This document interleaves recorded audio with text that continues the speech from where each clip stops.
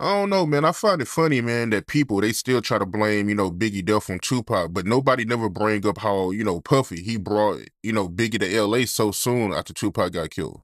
Exactly. And whoever told him to release Who Shot You while Pac just got shot is also that's pretty I believe that probably was the beginning of the East Coast West Coast beef.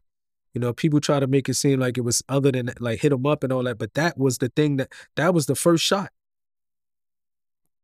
You understand? That was the first shot. Whoever told him to release that, they put fuel on the fire. You know what I mean? Like even because Pot just got shot and all of a sudden a song come out, Who Shot You? And it's talking about a robbery and getting shot. It's almost like, that wasn't even wise. That definitely wasn't wise. So when they point the fingers, they should go back and say, okay, well, who released that record? Because you are the one who really initiated it. The same way people was mad at the Vibe magazine because they felt like the Vibe magazine interviews also put fuel on the fire. The same way Angie Martinez was smart enough to say she didn't want to release the interview with Pop because she knew that it probably would have caused some more drama. That probably was a mature decision on her behalf. But the people who released Who Shot You, they was only thinking about money.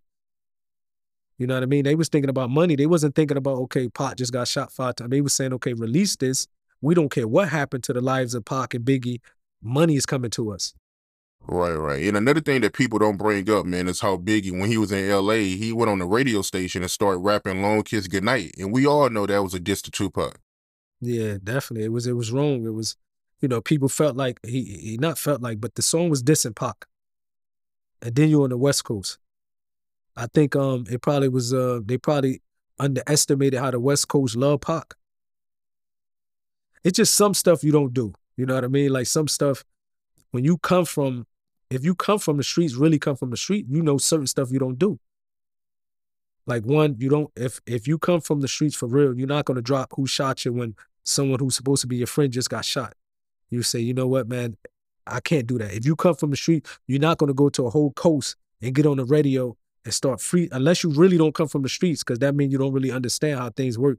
But you go to a whole nother coast and do a freestyle dissing Pot. I believe at the end of the day, there was nobody around him. Where was the people around him saying, hold up, don't do this?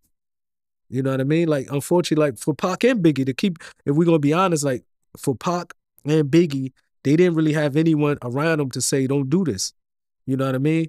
I believe like the Who Shot You and all that was motivated by money.